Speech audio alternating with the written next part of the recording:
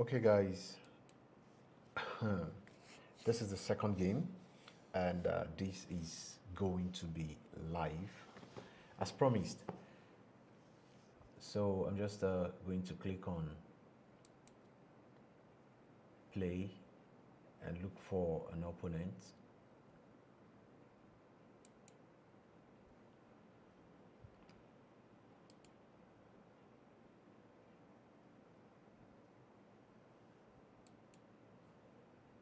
Play.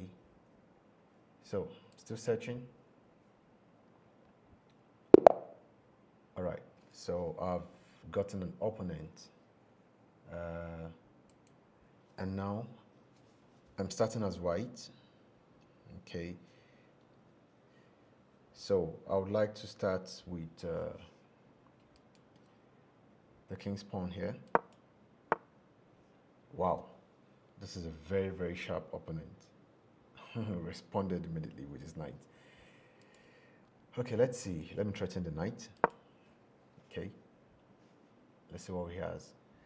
Because the knight is very important for me. So he had to run away from that challenge. And I have the opportunity to threaten the knight with my pawn.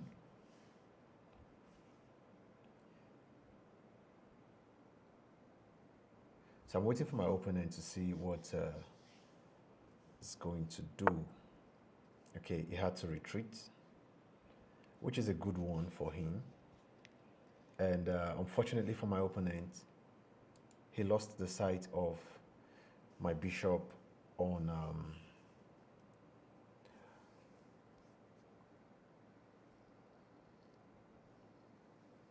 C1. That's it. So just capture. Okay. So let's see. You threatening my pawn. Is there anything that I'm going to lose if I capture that? So this is what you want to do, okay, when you play. Think about what your actions could lead to. But from this position, I think I'm still safe if I capture that. No damage other than just losing that pawn. Yeah. Okay. Just as I expected. All right, so from here, I'm just going to build my attack by bringing in my knight and also creating the opportunity for me to castle. Remember I said try to castle at every opportunity you have, but make sure your king is not in harm's way when you do so. Okay. So I'm waiting for my opponent to make the next move. Now, in this time, waiting for your opponent to make a move, you can also have your own game plan, taking advantage of your opponent's time to think about what to do. So now my opponent decides to threaten my bishop.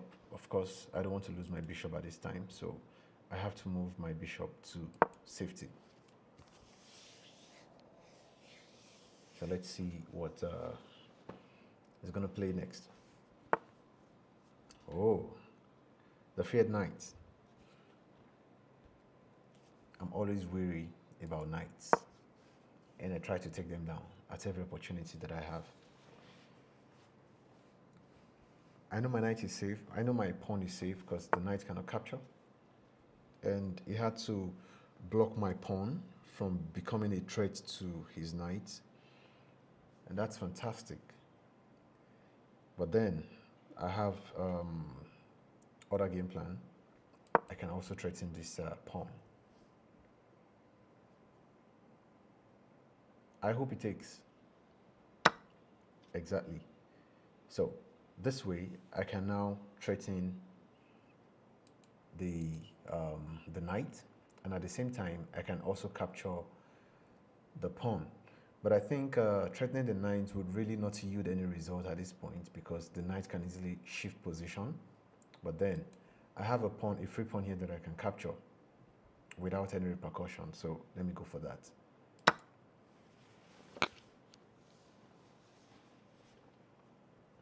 So still waiting for my opponent to do something. Oh, Now he decides to pin my knight to my queen. But at this point, I think it's a good time to castle. So I don't care. If you capture my knight, I capture back with my queen. So that's fine. Game on. Exactly. So capture back with my queen and game on. And at the same time, I'm also putting pressure on the knight. He realized that, and well, I don't know why he had to capture and lose the knight that way. He probably thinks I'm going to capture with the bishop and then his queen can capture my knight, but I'm not going to do that. I have better meat to fry, his rook. So let's go this way.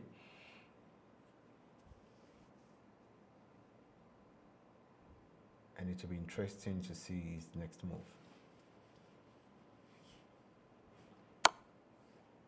Wow. Wow. Wow. Okay. My king is being checked. There's really nothing much to that other than the fact that my opponent is really not aware of whatever is going on the board. Okay. So I have my bishop on c4. That's is definitely a threat to his knight on e2, and I'm sure he didn't see that. So thank you.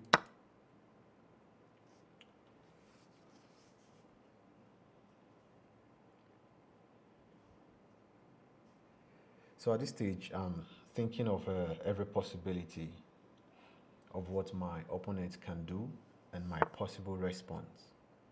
Okay, and suddenly my opponent had a move that I'm surprised he had to do that. I don't know why. I honestly don't know why, because my bishop is there. Can't you see my bishop? Wow. Okay. Instead of taking the queen now, I can take his rook. Oh, he just realized it. Okay, fine. Yeah, abandoned the game and this is game over. That's game over. Okay, so let me just explain this. You see, I have the opportunity to capture his queen on d2, but I wasn't going to go for that because I can still cause more damage by capturing the rook on a8. And when I capture the rook on a8, the queen will be in check and he would have to move the queen away. And once he moves the queen away, then I can now capture his queen. You see, that means I'll be killing two birds with a stone. Okay, so when you're playing, one of your important tactics should be asking yourself the question of which move is more important or which move would yield more results. So in this case, capturing the queen directly with my bishop would give the rook opportunity to escape. But capturing the rook first and checking his king would tie down his queen in the same position because he would be forced to move the queen off danger zone. And once he does that, then I can capture the queen. All right.